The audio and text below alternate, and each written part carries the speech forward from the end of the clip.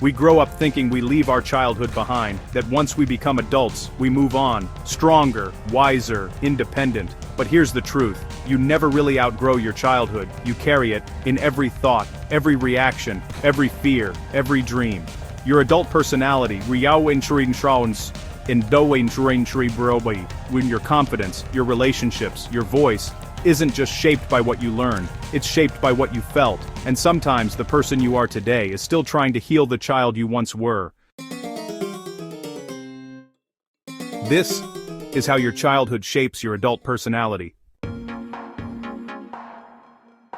Every child is born with potential, pure, open, unfiltered, but from the moment you enter the world, you start absorbing everything around you. Your parents' tone, their body language, their silences, their love, or lack of it. You don't just see your environment, you become it. Psychologists call this emotional imprinting. It's the invisible blueprint your brain builds from the people who raise you. If your caregivers made you feel safe, you learn that the world is safe. If they made you feel like you had to earn love, you learn that you are never enough. And those lessons, they never stay in childhood. They echo for the rest of your life. The voice in your head, that critic, that comforter, that narrator, wasn't born from nowhere. It was taught to you. When you were young, you didn't just hear what your parents said, you became what they said. If they told you be quiet, you learned your voice doesn't matter. If they said, you're difficult, you believed love must be earned. If they ignored you, you decided attention must be chased. And that voice stays with you. Even now, as an adult, you might still hear it when you make mistakes, when you're afraid, when you reach for more. Psychologists call this internalized dialogue. It's the foundation of your self-esteem, and often, it's borrowed from someone else. The tragedy is, you might be judging yourself with a voice that was never yours to begin with. Every relationship you have as an adult is modeled after one, the first one you ever had. Psychologists call it attachment theory. If you were nurtured and loved consistently, you developed a secure attachment. You trust easily, love fully, and feel safe being yourself. But if love was conditional, if you had to please to be noticed, you might have developed an anxious attachment. You overthink, you chase, you fear abandonment. If love was unpredictable, you might have become avoidant. You keep people at a distance, not because you don't want love, but because love once hurt. And if love was chaos, if care and pain lived in the same home, you might have grown disorganized. You crave connection, but fear it at the same time. These patterns don't disappear, they become the silent architecture of your adult relationships. But remember this, you're not broken, you're just repeating what you were taught, and what was learned can be unlearned. Some wounds don't leave scars, they leave silence. You might not remember the exact words, just the feeling of walking on eggshells, the feeling of being unseen, the feeling of needing to be perfect to be loved. That's called implicit memory. It's emotion stored without context, feelings that live in your body even when your mind forgets the story. So you might flinch when someone raises their voice, you might freeze when you feel judged, you might sabotage good things, not because you want to, but because part of you still expects the old pain to return. You're not overreacting, you're remembering, not with your mind, but with your nervous system. As children, we all adapt. If love felt uncertain, you learned to earn it. If emotions weren't safe, you learned to hide them. Those coping mechanisms helped you survive, but as an adult, they start to hurt you. The overachiever, the people pleaser, the loner, the perfectionist, they're all survival roles. They were born from a child trying to feel safe in an unsafe world, and here's the truth. That child inside you never wanted to be perfect, they just wanted to be enough. Every time you react, to criticism, to love, to success, you're not just reacting as an adult, you're reacting as the sum of every age you've ever been. The 5-year-old who wanted to be heard, the 10-year-old who tried to make peace, the 16-year-old who hid their dreams. They all live inside you, but they're still hoping you'll finally listen. The greatest act of healing is to become the parent your younger self needed, to tell that child, you were never too much, you were never too emotional, you were just trying to be loved. Healing doesn't start with blame, it starts with awareness. Your parents weren't perfect, and neither were theirs. They passed down what they knew. But you have something they didn't. Consciousness, the ability to stop the pattern, to say, it ends with me. That's where generational healing begins. When one person decides to do the inner work their ancestors never could. You can't change your past, but you can change what your past becomes.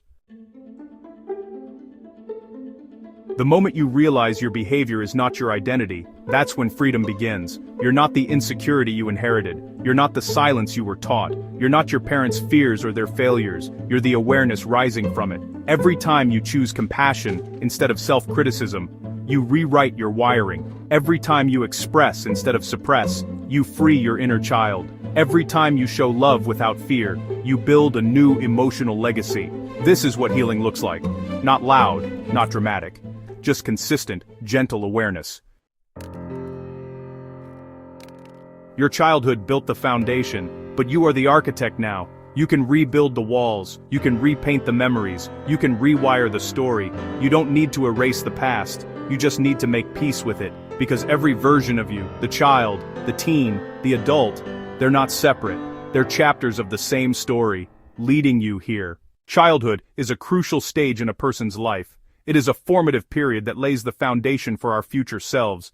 It is a delicate period where being unable to meet a child's needs can have long-lasting effects on their adult life. We often assume that children don't fully grasp what's happening around them because they are young. However, this is a misconception. Even at a young age, children can comprehend and understand their surroundings. The experiences faced as a child, from the nurturing environment provided by caregivers to the quality of relationships established, play a crucial role in shaping who we become.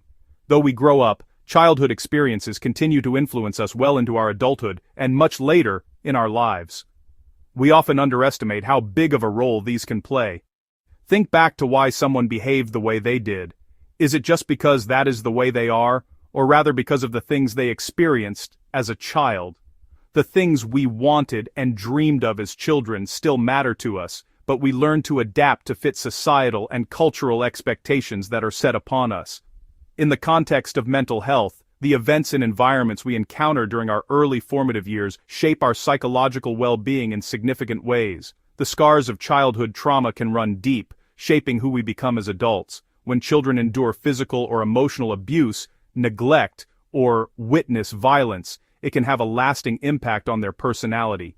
These experiences often lead to mental health challenges like depression, anxiety, or post-traumatic stress disorder, PTSD, later in life. Managing emotions can become a struggle, as they may find it difficult even to regulate their emotions. Trusting others can become a daunting task, and forming healthy relationships can become more difficult. Children can also be deeply affected by marital problems between their parents. When a partnership is only maintained for the sake of the children, and parents often fight, it deprives the child of the proper care, love, and stable home environment they need.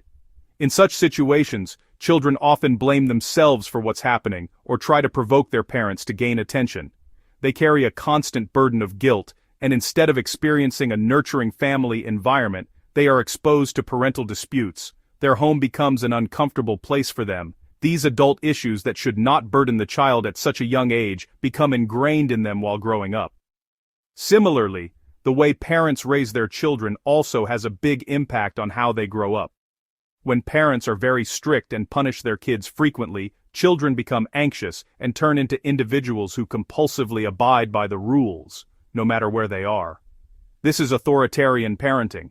On the other hand, when parents are warm and give guidance while respecting the child's independence, it helps the child become confident, independent, and able to care for themselves. This is called authoritative parenting. An overly protective upbringing can cultivate fears and insecurities in a child, which persist into adulthood, leading to risk-aversive behavior, trust issues, and excessive worrying about potential dangers. When parents neglect their children or treat them badly, it manifests as many emotional and psychological problems the children have to deal with throughout their lives. It's important for parents to provide love, support, and proper guidance to help their children grow into happy and well-adjusted adults. Additionally, the school environment and peer relationships during childhood also significantly impact children. If a child shares that they are being teased or bullied, it is crucial to address it immediately and create a safe and supportive environment for them to open up. When bullying is left unaddressed, children may develop a self-imposed silence as a protective shield, which can lead to anxiety disorders, social phobia, or even post-traumatic stress disorder in the future. These experiences shape their self-perception and affect their future interactions with others. The amount of time parents spend with their children is also equally important. Sometimes parents require personal space or are preoccupied with work. They ask the grandparents to step in and care for and give company to the children during these instances. While children may enjoy the company of their grandparents, if they are consistently sent away to spend time with others, it can damage the parent-child relationship, causing the child to feel neglected. Even though spending time with grandparents may bring joy and treats, it cannot replace parents' love. In modern times, it is observed that children are sometimes appeased with toys, but this does not improve the situation. In fact, for the child, the toys are symbols of their parents' absence. Material possessions cannot substitute love and quality time together. In such cases, children growing up may develop resentment towards their parents, isolate themselves, or even display aggression. A child is like a seed, and childhood experiences are like the sunlight and water that nurture their growth. What the child grows up to be depends upon the type of nurturing they receive. They hold clues to our strengths and weaknesses, influencing how we behave and connect with others. Therefore, it is essential to take a step back and think about how we are treating children and what they are learning and experiencing. Although every person has their own way of showing love and care, parents have the responsibility to make deliberate decisions about the environment they create for their children. Your childhood shaped you, yes, but it doesn't have to define you. You're not who they said you were, you're who you decide to become. Heal the child within, and the adult will finally be free.